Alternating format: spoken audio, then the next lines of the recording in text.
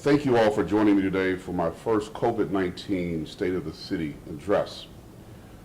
Now, my focus today is to tell our community what impacts we are facing, what changes we are making, and what solutions we are implementing for their health and safety. COVID-19 remains a very real threat to our city, physically, economically, and socially. We are seeing it have devastating impacts on our community, on our people, our families, and our business owners. Now, I'm not going to sugarcoat things. We know many of our residents are hurting right now. Some may have developed COVID-19 or know someone who has developed COVID-19. Others have lost their jobs or suffered a major economic loss. Many parents have unexpectedly found themselves overnight as at-home school teachers. These are very difficult times. This morning I have two key messages. One is for our residents to continue to practice social distancing, because in short, social distancing saves lives. We will likely be dealing with COVID-19 and its effects for some time. We're watching cases double every 2 to 3 days. So in order to flatten the curve, to help minimize the spread of COVID-19, we all need to work together to practice social distancing. The actions that we all are taking today are difficult, but they will help save lives. I also want to share some critical updates on steps the city has taken, including actions taken pursuant to orders of the state and the county. As you all know, Florida Governor Ron DeSantis issued a few executive orders which mandated, among other things, the closure of businesses in select industries. He mandated also that medical providers are to hold off on performing any elective or non-emergency procedures for the time being.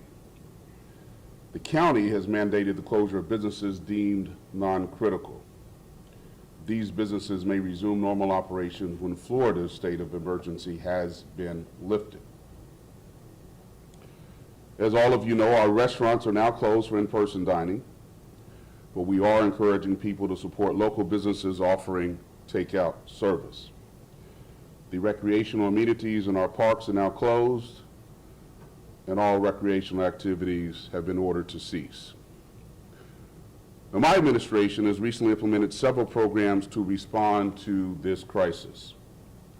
First, we have established a COVID-19 rental eviction protection program to help eligible residents with temporary rental assistance to avoid displacement due to loss of income.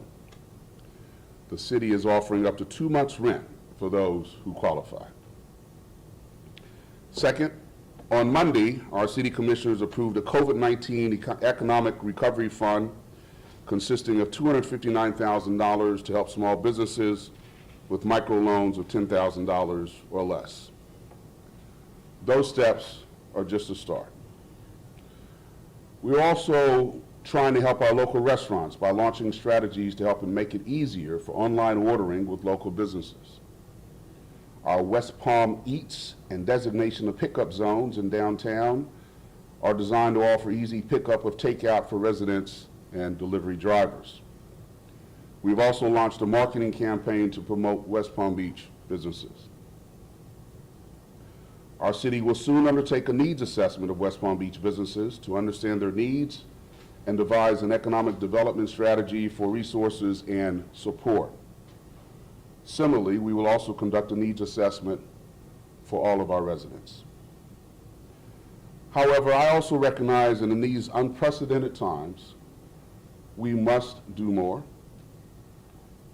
and our response must be now, because response leads to recovery. In that vein, today I'm announcing that we are launching the West Palm Beach COVID-19 Response Unit to expand our resources during this time of emergency. This plan is a collaborative effort that is supported by my administration with guidance and oversight from West Palm Beach Fire Chief Diana Maddie and input from national crisis management experts. We are taking models and best practices from other cities and looking ahead to what things will be needed during our period of recovery. We are adapting quickly to make sure we can take care of our residents. Now, our current emergency operations plans call for recovery and support in 4 areas. In a hurricane or other emergency, these sometimes get activated after the storm has passed. However, with COVID-19, we all know the storm is already here. The impact is now, and the consequences are severe. So we have expanded the emergency operations plan under Human Services to focus on 6 key groups. Each group will have a leader who will be supported by city staff and will include members from the private sector who have expertise and resources to help us as we move forward in a public-private partnership to address our recovery needs. It's simple. We have to work together under one plan. I want to thank our city commissioners who have all agreed to serve as group leaders. I've also asked Commissioner-elect Christy Fox to be involved, even before she is sworn in, to help us get started. I especially want to thank former Mayor Jerry Moyo, who has also agreed to take a leadership role as part of this response plan. Let me name those groups. The Housing and Homeless Group will be led by Commissioner Corey Nearing. This group will focus on programs to help those who are experiencing financial hardships to stay in their home, and the shelter and support programs for the homeless and those who cannot go home due to quarantine issues. Second group is the Economic Support and Recovery Group, which will be led by Commissioner Kelly Schoaf. That group will focus on small business and job relief programs and services, and recovery strategies, including regulatory and permitting issues. The third group, Seniors, Children, and Families Group, will be led by Commissioner Joe Peduzzi.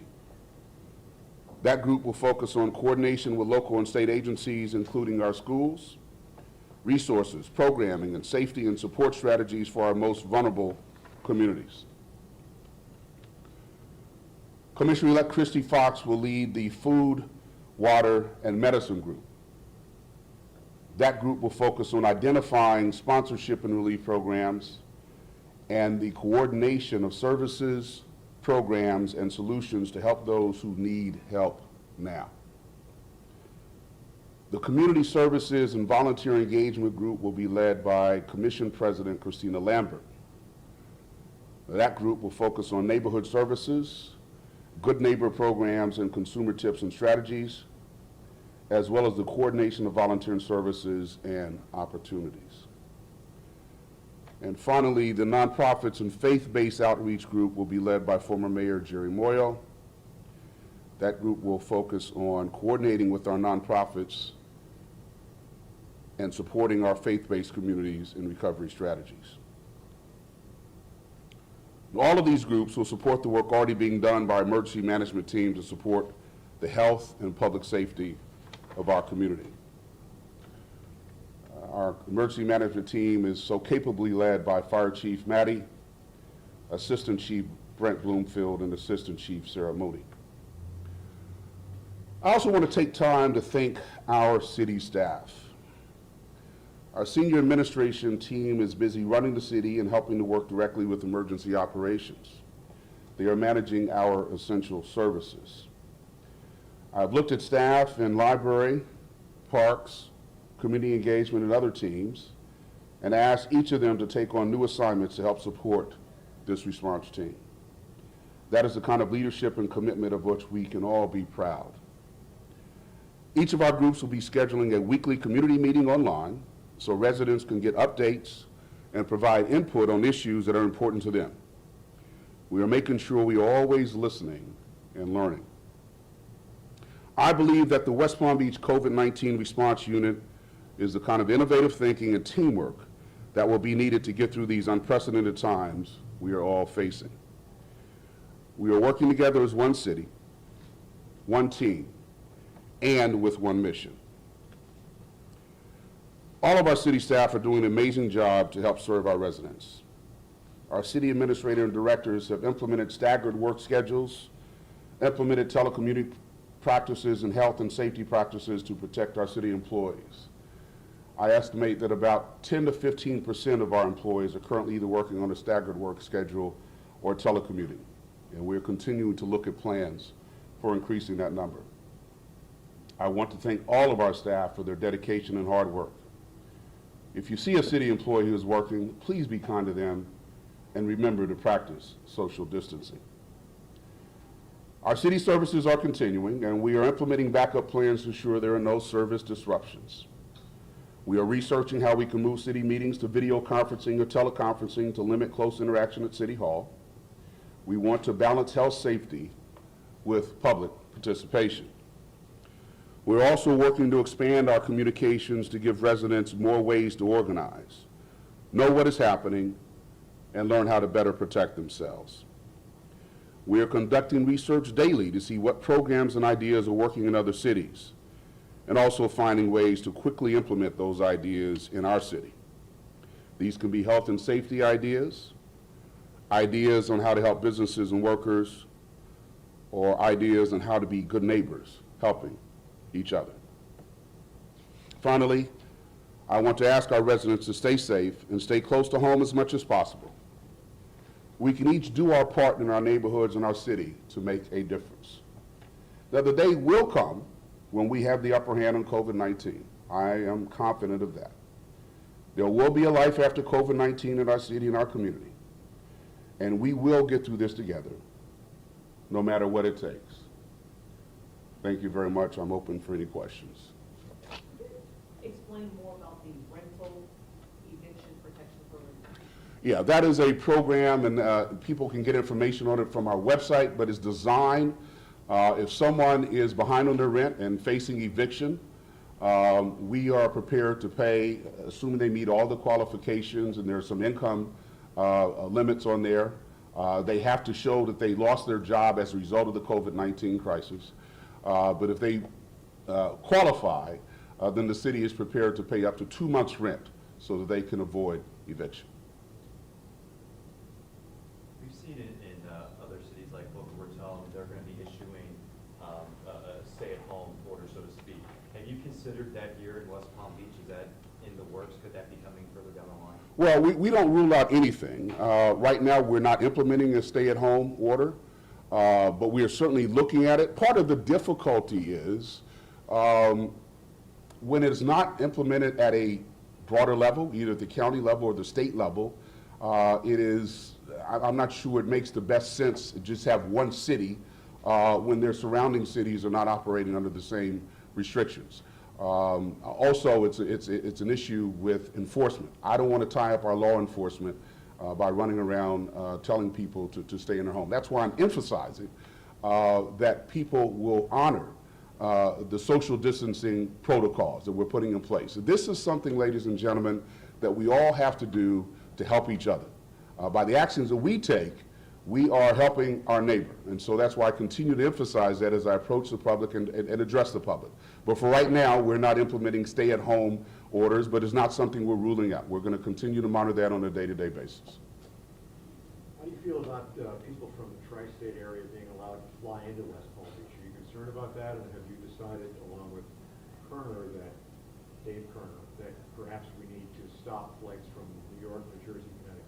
Well, listen, those are hotspots up there, tremendously. And I think there have been some steps taken to have them voluntarily self-quarantine. Hopefully they will abide by that. I saw in the paper today that they're having to submit their contact information while they are down here. But clearly that is of concern. But I don't have the authority as mayor of West Palm Beach to prohibit people from flying in, but it is a concern, yes. And I'm hoping that the county and the state will continue to look at that and implement measures that will protect the citizens who do reside here. So you're saying we should bar flights from the tri-state area? I don't say we should bar them. I wouldn't be opposed to it, but it's not my call. It's not my call. But it's certainly something that we should be sensitive to in terms of the potential risk. Do you join Dave Kerner in calling on the powers that be to do that? Well, I haven't heard what Mayor Kerner has said. But I would certainly like for the governor and whether it's the county or the FAA or something to take a serious look at the potential risks that are there. Mayor, you said that you're going to be holding these addresses. How often will you be holding them, and is it for the foreseeable future? Well, yeah, I expect probably to come through every Friday with an update, a state of COVID-19 West Palm Beach update for you, so that our citizens can hear what has happened in the preceding week. And as I said, we will have a more robust communication strategy rolled out. These committees that I mentioned, they will be having virtual conferences or meetings at least once a week. So there will be a lot of opportunities for citizens to hear from the leadership team of our response unit as well as myself. Have you got a count currently how many businesses in West Palm Beach have closed or have laid off employees? I don't have an accurate count. That's one of the things we're doing is a business assessment so that we can get more accurate data, more accurate information. But I do know, and we have all heard. We had a presentation at a city commission meeting last Monday. The layoffs are tremendous, particularly in the hospitality industry, whether it's food and beverage, hotels, and these are people that can probably least afford to be without a job. And so we're doing what we can as a city to implement programs. As I said, we are looking around trying to find out best practices from throughout. And I will probably be making another announcement. I don't want to get ahead of myself, but we're going to be issuing a challenge to the private sector to match some things that we're going to be doing as a city. But tune in for that. We'll have more information on that next week. Have any city employees tested positive for COVID-19? Not to my knowledge, no. We have had city employees who had to leave or did not report to work because of suspicion, but none have tested positive today. Mayor, anything new on effort to get more money for Rodney Mayo's effort? Tune in next week. Tune in next week. We are having a special city commission meeting Monday morning, and it'll be positive news. That's all I'm gonna say at this point. Mayor, there's been more calls for testing in Palm Beach County. Would you like to see another drive-through testing location, especially here in West Palm Beach? Absolutely. I was very disappointed that FEMA turned down our request. In fact, I was on the phone last night with Senator Scott and his deputy chief administrator. I even called some folks I know at the White House to try to get more testing capability. It is just a shame that we are the third most populous county in this state, and we do not have our own federally supported testing facility in our county. I don't understand the reason behind it, and I will continue to try to contact whatever resources I have at the federal level to see if we can move in that direction. The state had approved it, made the request to FEMA, and for whatever reason, FEMA denied that request.